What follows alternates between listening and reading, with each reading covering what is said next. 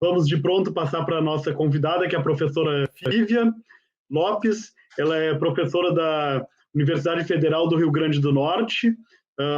É um grande prazer te ter aqui, Fívia. Fívia é uma pesquisadora de extrema competência e me deixou muito feliz saber que ela está pesquisando o tema do speed dating também, vai apresentar nesse congresso, porque eu também estou pesquisando e eu acho que é só nós dois no Brasil, ou pelo menos só os nossos grupos no Brasil que estão nessa área, né? Então eu estou bastante empolgado para ver a tua apresentação. Tive, a palavra está contigo. Muito obrigado por participar.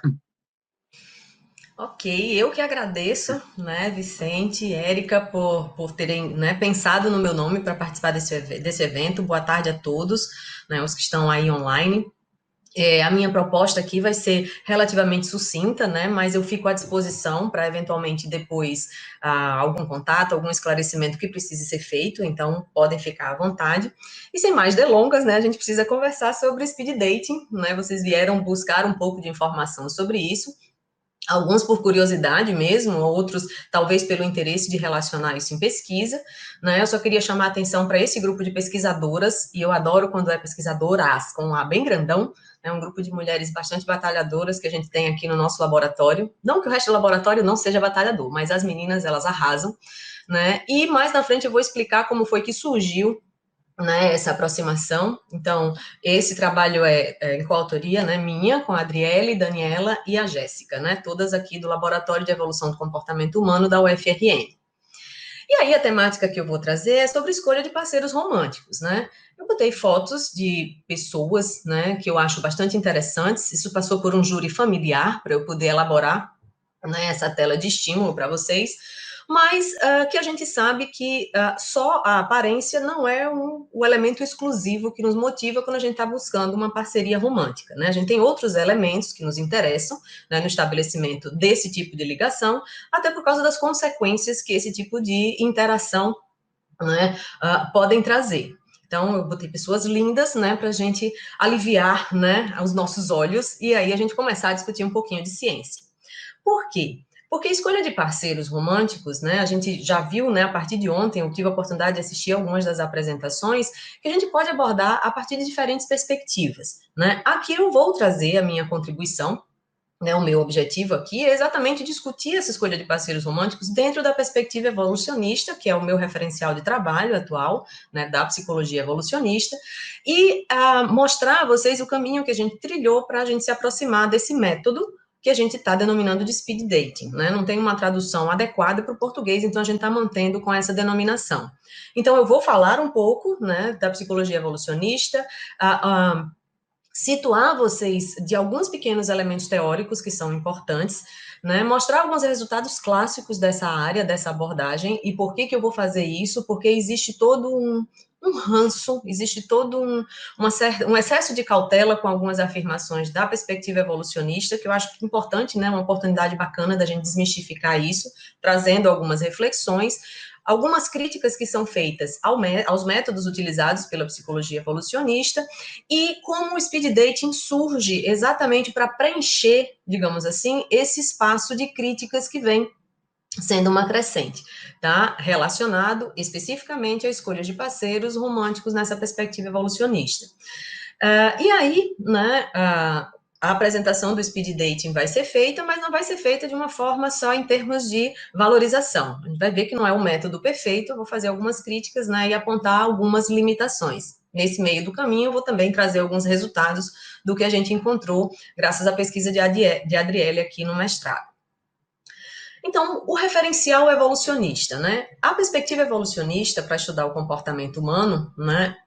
Tem várias abordagens, mas a que a gente utiliza com maior frequência no nosso laboratório, a da psicologia evolucionista, e que tem como cerne, né? Que tem como conceito central a noção de mecanismo psicológico evoluído.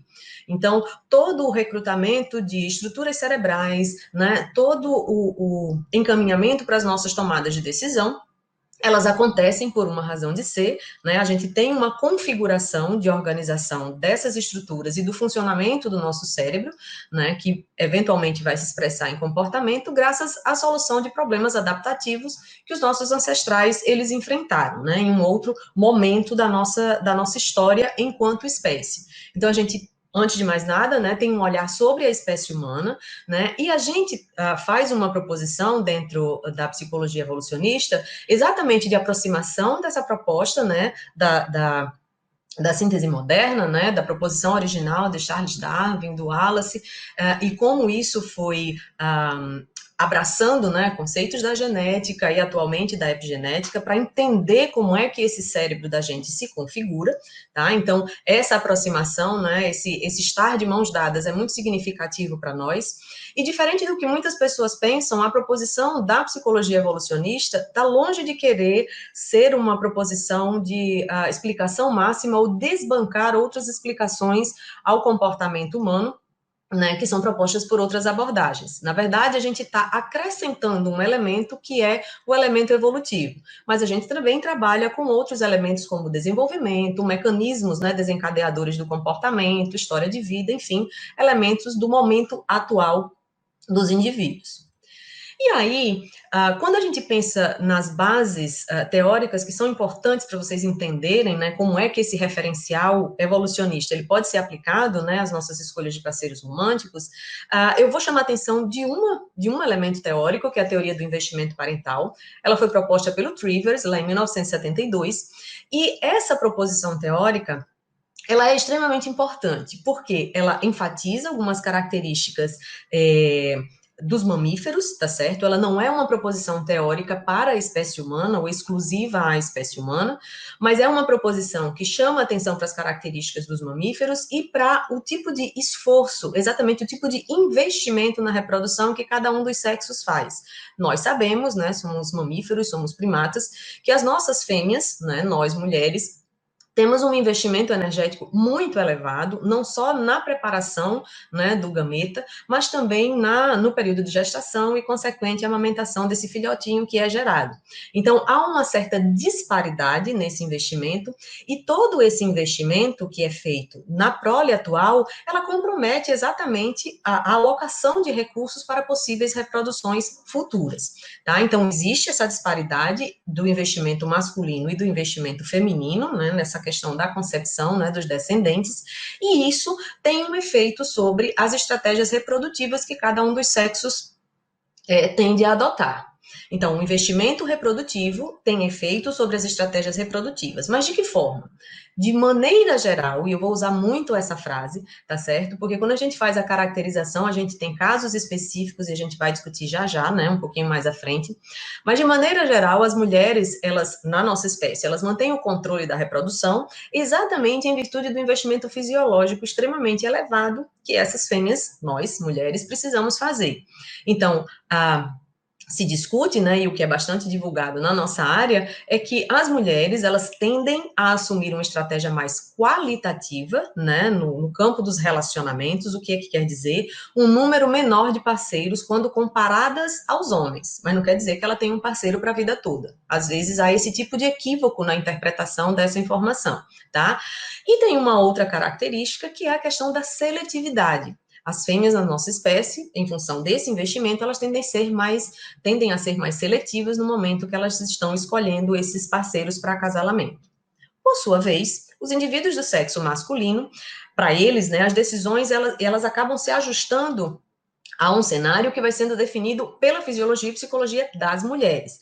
Então, o investimento, ele é facultativo, a contribuição do gameta, ela é essencial, né, mas os outros elementos que envolvem a produção de descendência na nossa espécie não necessariamente dependem da participação do indivíduo do sexo masculino. Isso acaba possibilitando, né, para os homens eventualmente, né, se envolverem numa estratégia mais quantitativa, em termos de números de parceiras para acasalamento, tá? E se eles ficam em maior quantidade disponíveis, né, isso acaba gerando um pouco mais de competitividade entre eles pelo acesso às fêmeas, tá? Mas apesar de parecer simples o discurso, a gente vai ver que tem muitos outros elementos que vão precisar entrar nessa equação para a gente entender melhor o nosso mercado de acasalamentos. E aí tem uma coisa que sempre acontece, né? Quando se aborda a escolha de parceiro, utilizando um referencial da psicologia evolucionista. Lá vem aquela professora falar sobre aquelas posições deterministas, que quando a gente pensa em preferências para o acasalamento, né, para parceiros para acasalamento, a gente tem homens preferindo só a aparência das mulheres e as mulheres preferindo só recursos. Então, as mulheres são interesseiras e os homens também, só que eles teriam interesses, né, em recursos diferentes. Mas, na verdade, o que a gente tem observado na nossa área é que quando a gente vai ler os estudos, não é essa informação que está nos estudos. Né? Muitas vezes, as pessoas elas se utilizam de representações gráficas, como eu estou mostrando aí, e esse estudo é de propósito, né? Eu sempre agradeço muito a Felipe Nalon por ter me encaminhado nessa construção histórica, né? Ele foi buscar o artigo mais antigo que ele encontrou sobre preferência, né? Um artigo que ele está vinculado na verdade, aqui a proposição era escolher parceiros de casamento, era tipo uma agência de casamento, e aí eles compararam, né, o resultado é uma comparação entre homens e mulheres em relação às preferências que esses indivíduos do sexo masculino ou feminino teriam num parceiro ou parceira em potencial. E aí eu estou chamando a atenção especificamente aqui, né, para essa questão da aparência, né, uma boa aparência, em que você tem a colunazinha achurada um pouquinho maior para homens do que para mulheres. Então, em termos de importância, os homens dariam mais importância do que as mulheres à aparência física. Mas percebam que é isso que eu acho que falta, né, nas divulgações científicas, que as mulheres também dão muita atenção à aparência, só que elas não dão tanto quanto o homem. Então, esse efeito de comparação, ele nunca é trazido à tona. E a gente acaba levando rótulo de determinista, muitas vezes, porque o resto da história ele não é contado, nem a estruturação da pesquisa de uma forma geral. O mesmo acontece nesse outro estudo clássico, que é de 1993, do Buzz Schmidt, né, e eu estou trazendo porque são referências que, essa aqui especificamente, além do Buzz 1989, todo mundo cita, né, quando fala de escolha de parceiro, uma comparação de características, né, nesse trabalho eles trabalharam com várias culturas e eles trabalharam com avaliação de 18 características e o que eles perguntavam aos participantes é o quão indispensável ou pouco importante ou não importante é essa característica para você. Né? E aí, quando a gente olha para a atratividade física, já tem um dado que poderia surpreender, né? Se houvesse esse determinismo mesmo, e se essa fosse a única característica pleiteada pelos homens, todos em qualquer cultura deveriam marcar 3, né? Uma característica indispensável. Mas a gente observa que, apesar dos homens darem mais valor a essa característica do que as mulheres em diferentes culturas, há uma variação cultural da valorização dessa característica, tá certo? E não exclui o fato das mulheres também terem interesse em aparência física quando elas estão selecionando um parceiro. Só que aqui a gente está trabalhando com idealização de parceiro, o que eu gostaria de ter num parceiro, que esse é um outro ponto bastante importante para nós. Já as preferências femininas, né, a acusação é que a gente fica defendendo que as mulheres são interesseiras, mas na verdade elas dão mais importância do que os homens, né, lembrando a coluna escura é mulher, né, para essa perspectiva de ganhos financeiros, e o mesmo acontece quando a gente faz uma comparação de diferentes culturas em relação à importância, né, que é dada a esse traço pelas mulheres em comparação aos homens, certo? Então, esse tipo de pesquisa, ele vem sendo renovado periodicamente, isso é importante, porque a gente também tem que levar em consideração variações históricas, né, e o espaço da mulher dentro das diferentes sociedades para ver, mas ainda se mantém esse mesmo tipo de tendência. No entanto, se mantém não de forma absoluta, querendo só uma característica, os homens só com atenção em aparência física e as mulheres só em recursos financeiros, tá? E aí, justamente, eu preciso fazer algumas reflexões. Apesar de nós sermos mamíferos e nós sermos primatas, né, esse processo de atribuir só o caráter competitivo aos homens e só o caráter seletivo para as mulheres já foi derrubado há alguns anos, né? A gente vem trabalhando numa perspectiva que a gente chama de escolha mútua, né, de parceiros, então é mutual mate choice. Então, eu tenho machos que competem um pouco mais pelo acesso às parceiras, mas eles também são seletivos, desde que eles sejam bons parceiros para acasalamento, e eu tenho fêmeas seletivas, mas que também podem se tornar extremamente competitivas em alguns contextos, a depender da qualidade do macho-alvo, né, que está sendo pleiteado. Ainda, né, como reflexão sobre o mercado de acasalamento, boa parte dos estudos, eles se concentram no que a gente chama de um histórico, pedir aos participantes das pesquisas que eles nos exponham as suas preferências. Essas preferências a gente consegue fazer uma discussão com suporte evolutivo que são muito bonitas. Mas aí as pessoas começam a fazer as críticas porque utilizam os dados de preferência para compreender ou interpretar o processo de escolha. É um segundo processo. Uma coisa é o que eu quero, outra coisa é o que eu consigo.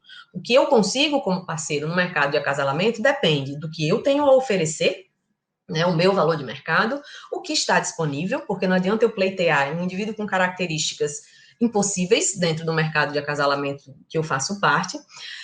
Depende também dos competidores em potencial, porque eu vou estar sendo avaliada, as minhas características, elas acabam sendo relativizadas, né, em alguns contextos, e ainda a gente pode discutir, né, depois da formação do par, as táticas de retenção, satisfação no relacionamento, outros elementos. Então, está muito distante do mercado de acasalamento humano ser algo simples, né, e eu queria deixar bem claro, não sei se eu tive tempo para fazer isso, mas que a proposta está longe de ser determinista. Usar um referencial evolutivo não quer dizer que a gente desmereça toda essa parte contextual.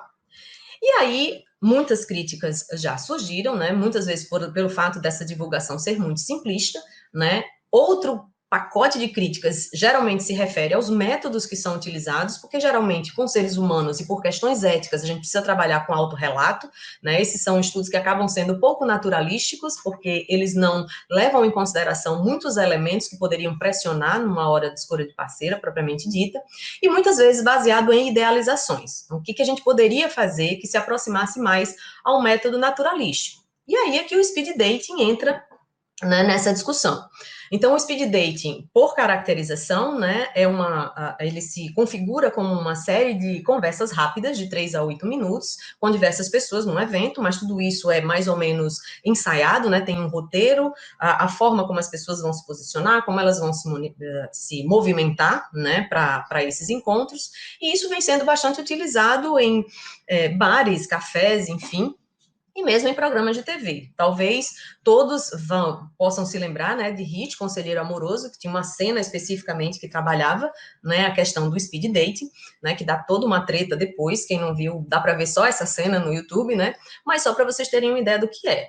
Mas espera aí, filha, a ideia é utilizar speed dating em pesquisa. Exatamente, não só era uma ideia, que em princípio eu achei mirabolante, mas fui devidamente convencida por Adriele, que é esta senhorita, né, que defendeu seu mestrado agora no início do ano, no último dia possível, antes da gente ter o isolamento social, e ela trabalhou exatamente com algumas diferenças, né, individuais no contexto de speed dating. Eu vou apresentar rapidinho como foi que ela fez.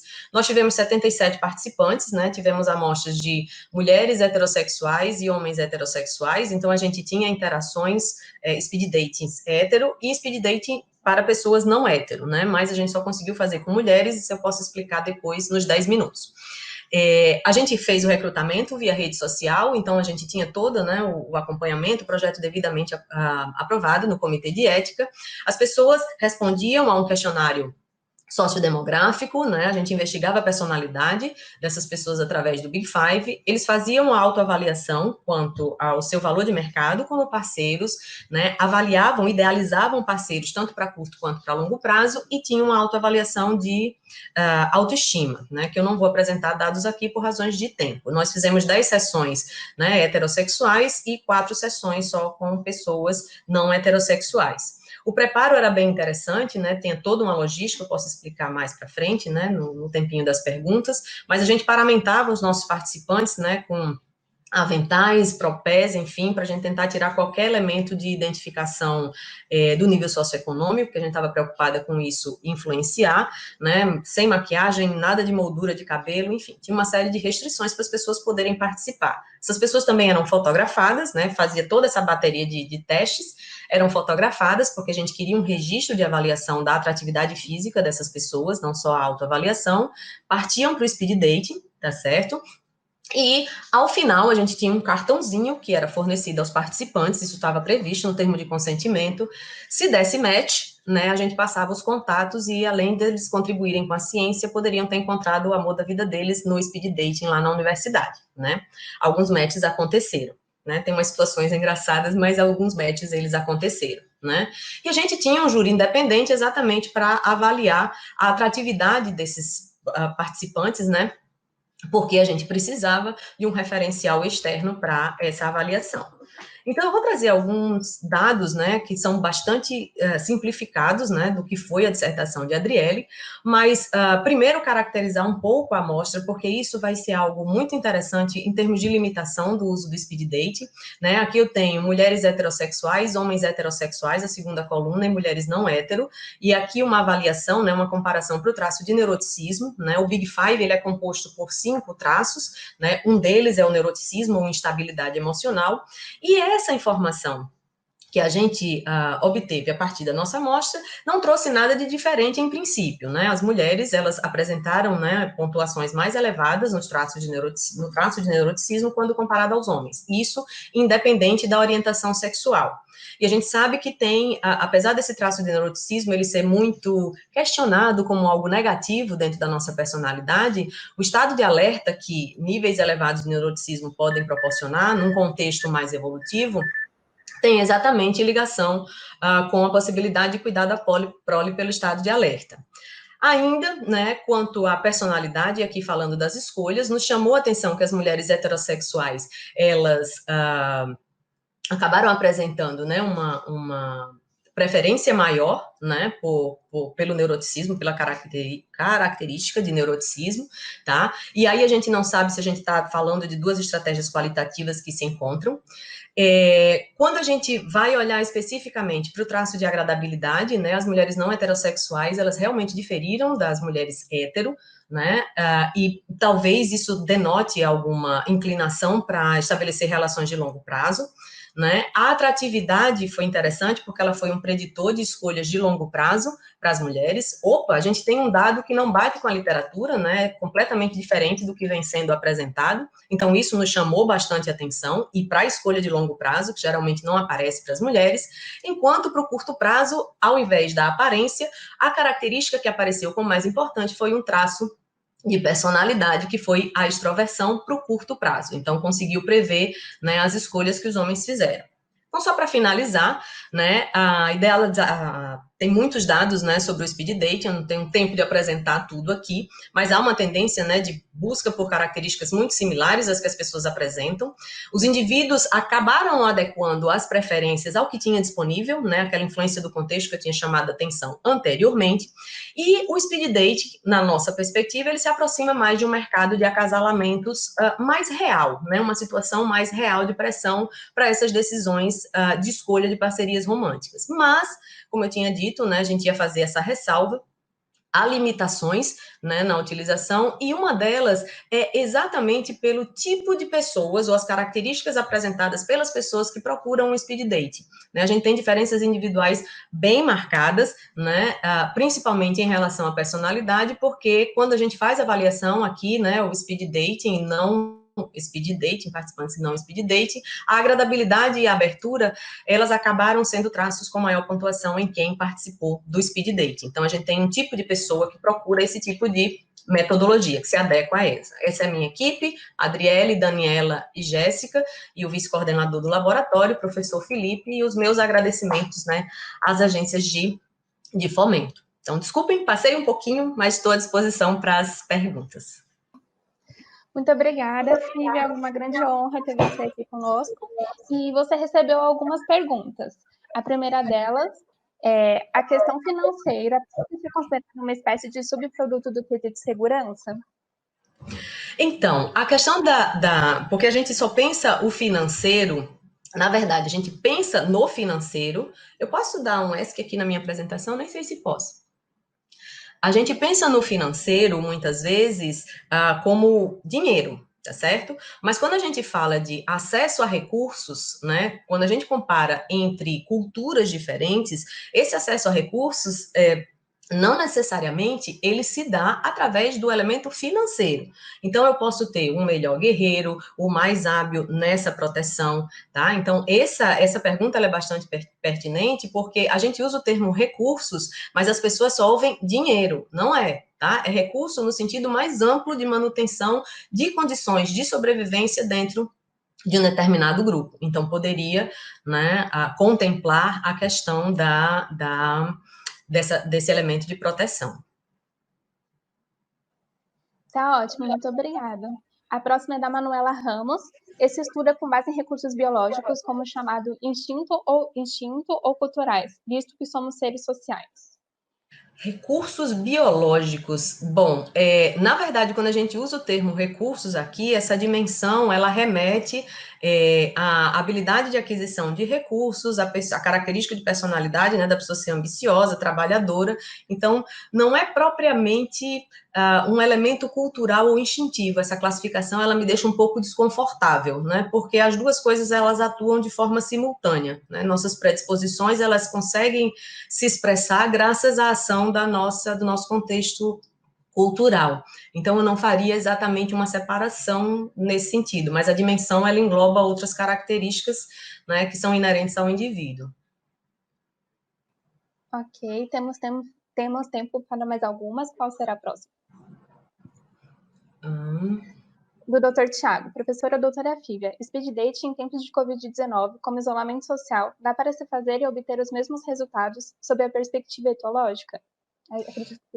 Então, em tempos de isolamento social, a gente não vai fazer speed dating, né? Porque a premissa da utilização do speed dating como metodologia é exatamente a oportunidade dos indivíduos estarem frente a frente, né, para fazer avaliações e escolha. Mas o que é que o Speed Dating nos disse? O Speed Dating nos disse que é possível ter pistas a respeito da personalidade numa interação curtíssima, né, de poucos minutos que as pessoas têm ali, e também pistas da atratividade, às vezes algum outro elemento que a gente não investigou, né? A gente mirou em alguns elementos bem específicos, porque a gente não tinha, era a primeira vez que a gente estava fazendo, a gente não quis deixar a coisa muito ampla, né? Mas, sob a perspectiva etológica de você fazer uma observação não invasiva, se fosse esse o método, eu não sei. Eu já li alguns estudos em que as pessoas vão...